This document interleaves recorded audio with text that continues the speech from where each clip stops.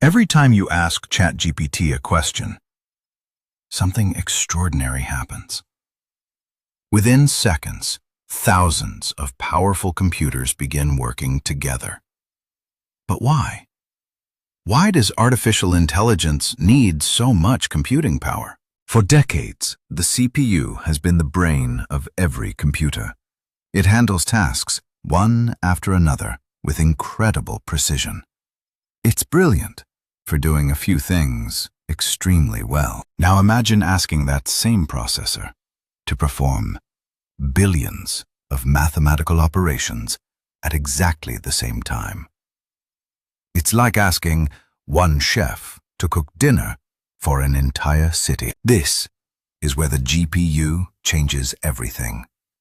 Instead of a handful of powerful workers, you suddenly have thousands, each solving a tiny piece of the same puzzle, together at the same time. Artificial intelligence isn't powered by one giant calculation.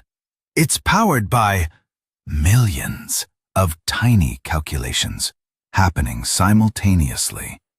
Every word, every image, every prediction, built one probability at a time. Behind every conversation with AI lie enormous data centers, filled with endless rows of GPUs, quietly working day and night, consuming electricity, transforming mathematics into intelligence. So, why does AI need GPUs?